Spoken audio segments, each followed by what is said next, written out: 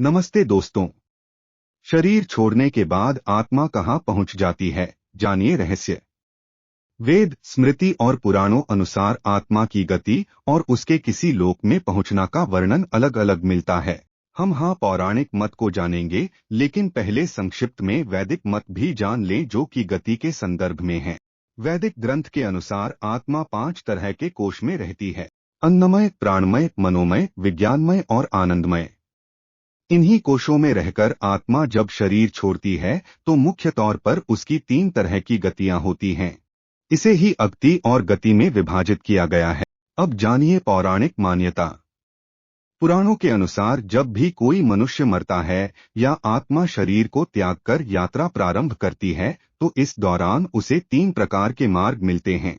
उस आत्मा को किस मार्ग पर चलाया जाएगा यह केवल उसके कर्मों पर निर्भर करता है। ये 3 मार्ग हैं: अर्ची मार्ग, धूम मार्ग और उत्पत्ति विनाश मार्ग। अर्ची मार्ग ब्रह्मलोक और देवलोक की यात्रा के लिए होता है, वहीं धूम मार्ग पितृलोक की यात्रा पर ले जाता है और उत्पत्ति विनाश मार्ग नर्क की यात्रा के लिए है। हालांकि सभी मार्ग से गई आत्माओं को कुछ काल भिन्न भिन्न लोक में रहने के बाद पुनः मृत्यु लोक में आना पड़ता है। अधिकतर आत्माओं को यहीं जन्म लेना और यहीं मरकर पुनः जन्म लेना होता है। यजुर्वेद में कहा गया है कि शरीर छोड़ने के पश्चात जिन्होंने तपध्यान किया है वे ब्रह्मलोक चले जाते हैं, अर्थात ब्रह्मलीन हो जाते हैं। कुछ सत्कर्म करने वाले भक्तजन स्वर्ग चले जाते हैं, स्वर्ग अर्थात वे देव बन जाते हैं। राक्षसी कर्म करने वाले कुछ प्रेत योनि में अनंत काल तक भटकते रहते हैं और कुछ पुनः धरती पर जन्म ले लेते हैं। जन्म लेने वालों में भी जरूरी नहीं कि वे मनुष्य योनि में ही जन्म लें, इससे पूर्व ये सभी पितृलोक में रहते हैं, वहीं उनका न्याय होता है। आत्मा 17 दिन तक यात्रा करने के पश्चात 18वें दिन यमपुरी पहुंचती है। गरुड़ पुराण में यमपुरी के इस रास्ते में वैतरणी नदी का उल्लेख मिलता है। वैतरणी नदी विष्ठा और रक्त से भरी हुई है।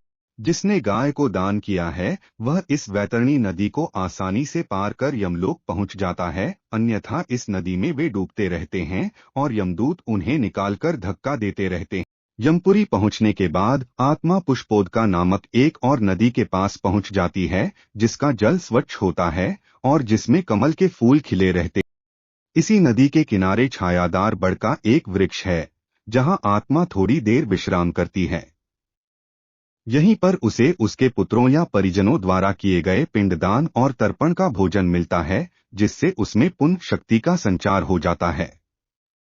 यमलोक के चार मुख्य द्वारों में से दक्षिण के द्वार से पापियों का प्रवेश होता है। यम नियम का पालन नहीं करने वाले निश्चित ही इस द्वार में प्रवेश करके कम से कम 100 वर्षों तक कष्ट झेलते हैं। पश्चिम का द्वार ऐसे जीवों का प्रवेश होता है जिन्होंने दान पुण्य किया हो, धर्म की रक्षा की हो और तीर्थों में प्राण त्यागे हो। उत्तर के द्वार से वही आत्मा प्रवेश करती है जिसने जीवन में माता पिता की खूब सेवा की हो, हमेशा सत्य बोलता रहा हो और हमेशा मन वचन कर्म से अहिंसक हो। पूर्व के द्वार से उस आत्मा का प्रवेश होता है जो योगी, ऋषि, सिद्ध और संबुद्ध है। इसे स्वर्ग का द्वार कहते हैं। इस द्वार में प्रवेश करते ही आत्मा का गंधर्व, देव, अप्सराएं स्वागत करती हैं। माना जाता है कि जब कोई व्यक्ति मरता है तो सबसे पहले वह गहरी नींद के हालात में ऊपर उठने लगता है। जब आंखें खुलती हैं तो वह स्वयं की स्थिति को समझ नहीं पाता है। कुछ जो होशवान हैं वे समझ जाते हैं। मरने के 12 दिन के बाद यमलोक के लिए उसकी यात्रा शुरू होती है। वह हवा में स्वतः ही उठता जाता है। जहां रुकावट होती है वहीं उसे यमदूत नजर आते हैं जो उसे ऊपर की ओर गमन कराते हैं।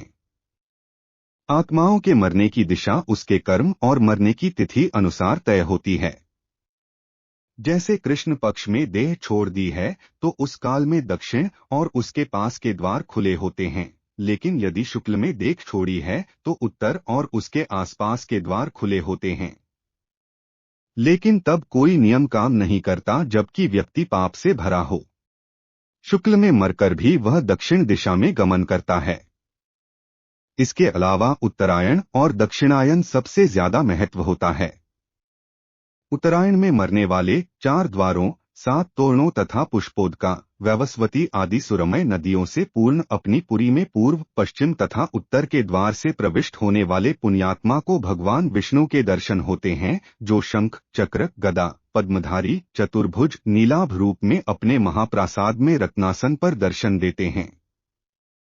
दक्षिणायन में मरने वाले, जो लोग पापी और अधर्मी हैं, जिन्होंने जीवन भर शराब, मांस और स्त्रीगमन के अलावा कुछ नहीं किया, जिन्होंने धर्म का अपमान किया और जिन्होंने कभी भी धर्म के लिए पुण्य का कोई कार्य नहीं किया, वे मरने के बाद स्वतः ही दक्षिण दिशा की ओर खींच लिए जाते हैं। ऐसे पापियों को सबसे पहले तप्त लौहद्वार तथा पूल, शोणित एवं क्रूर पशुओं से पूर्ण वैतरणी नदी पार करना होती है। नदी पार करने के बाद दक्षिण द्वार से भीतर आने पर वे अत्यंत विस्तीर्ण सरोवरों के समान नेत्र वाले, धूम्र वर्ण, प्रलयमेघ के समान गर्जन करने वाले, ज्वालामय रोमधारी, बड़े तीक्ष्ण प्रज्वलित दंतयुक्त, सणसी जैसे नखों वाले, चर्म वस्त्रधारी, कुटिल भ्रिकुटी भयंकरतम वेश में यमराज को देखते हैं। वहां घोरतर पशु तथा यमदूत उपस्थित मिलते हैं। यमराज हमसे सदा शुभ कर्म की आशा करते हैं, लेकिन जब कोई ऐसा नहीं कर पाता है तो भयानक दंड द्वारा जीव को शुद्ध करना ही इनके लोक का मुख्य कार्य है। ऐसी आत्माओं को यमराज नरक में भेज देते हैं।